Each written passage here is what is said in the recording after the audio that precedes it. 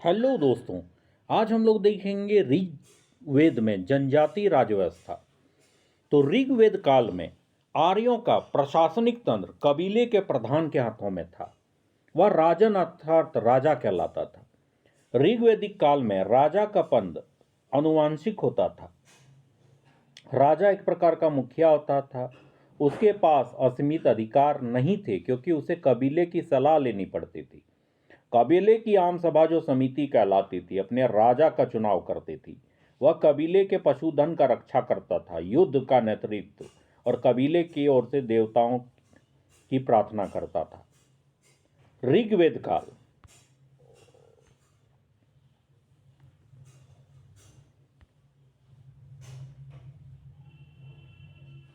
सभा समिति विदत और गण जैसे संगठन विचार विमर्श करते थे तथा सैनिक और धार्मिक कार्य देखते थे।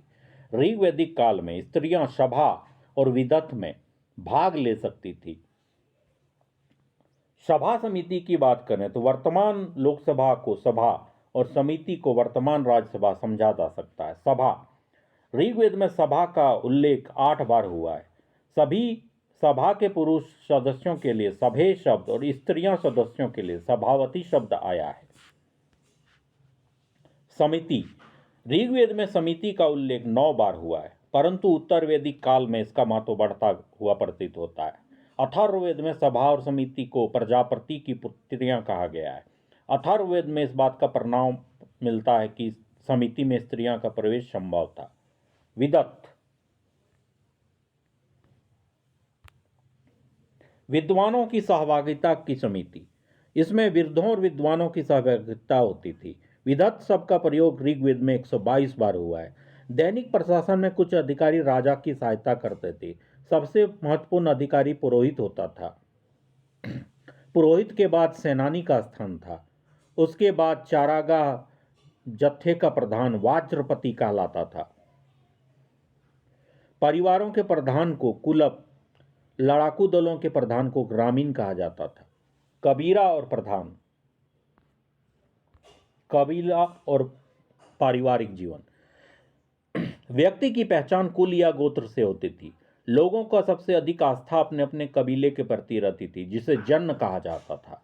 ऋग्वेद में जन का उल्लेख 275 बार हुआ है, परंतु जनपद शब्द एक बार भी नहीं मिला है।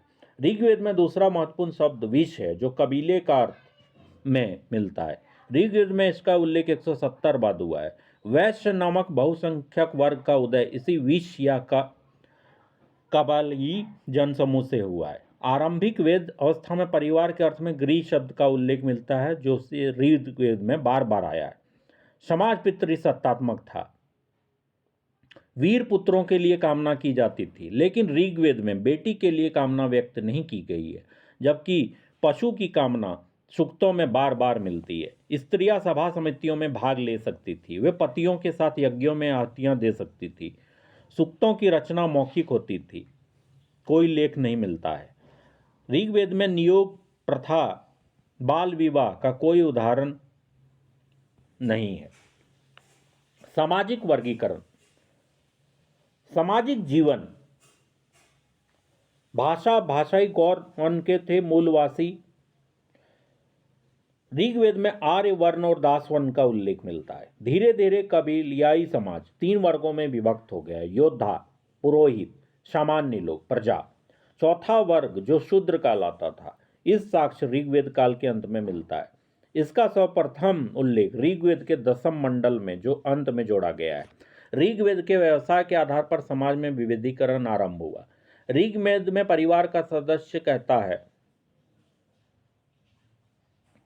ऋग्वेद की प्रयुक्त शब्द, गाय को अधन्या कहा जाता था, राजा को गोप्ता, अतिथि को गोहन, धनी व्यक्ति को गोमत, समय को गोधुली, दूरी को गवयुति, नाई को वाप्ता, बढ़ई को तक्षण, युद्ध को गविष्टि, पुत्री को दुहिता, जुलाहा को तंतुवाय, हलवाहा को किवास, अनाज को ठार को स्थिवी, अनाज को धान्य, मरुस्थल को धन्व, उपजाऊ भूमि को उर्वरा, पशु चारण योग भूमि को खिल्य, बड़ी नगर को कुल्या, हल से बनी नालियां सीता, हल के लिए लांगल, गोबर की खाद करीश।